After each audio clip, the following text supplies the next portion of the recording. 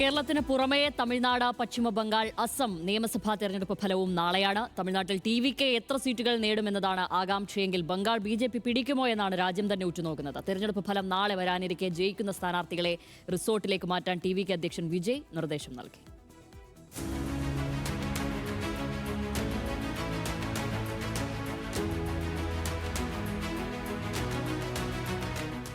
രണ്ട് ദ്രാവിഡ കക്ഷികൾ നയിക്കുന്ന തമിഴകത്തേക്ക് പുതിയ പാർട്ടിയുമായി കടന്നുവന്ന വിജയ് സംസ്ഥാനത്തെ രാഷ്ട്രീയ സമവാക്യം മാറ്റിയെഴുതുമോ?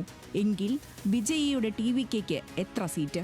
നാളെ തെരഞ്ഞെടുപ്പ് ഫലം വരാനിരിക്കെ ഉയരുന്ന പ്രധാന ചോദ്യമിതാണ്. എക്സിറ്റ് പോളുകൾ ടി.വി.കെയുടെ ആത്മവിശ്വാസം വർദ്ധിപ്പിച്ചുവെന്ന കാര്യത്തിൽ സംശയമില്ല. സർക്കാർ രൂപീകരണത്തിൽ ടി.വി.കെ നിർണായകമാകുമെന്നാണ് നേതാക്കളുടെ കണക്കുകൂട്ടൽ. നാളെ ഫലം വരുമ്പോൾ വിജയിച്ച സ്ഥാനാർത്ഥികൾ നേരെ പാർട്ടി ആസ്ഥാനത്ത് എത്തണമെന്ന് വിജയ് നിർദ്ദേശിച്ചു. ഇവരെ റിസോർട്ടിലേക്ക് മാറ്റും. 100-നടുത്ത് ആളുകൾക്ക് താമസിക്കാൻ കഴിയുന്ന റിസോർട്ടാണ് മഹാബലിപുരത്ത് ബുക്ക് ചെയ്തിരിക്കുന്നത്. എന്നാൽ തൂക്കുസഭ ഉണ്ടാകില്ലെന്നും വ്യക്തമായ ഭൂരിപക്ഷത്തോടെ അധികാരം നിലനിർത്തുമെന്ന ആത്മവിശ്വാസത്തിലാണ് DMK. പടിഞ്ഞാറൻ തമിഴ്നാട്ടിലടക്കം കണ്ട ഉയർന്ന പോളിംഗിലാണ് AIADMKയുടെ പ്രതീക്ഷ.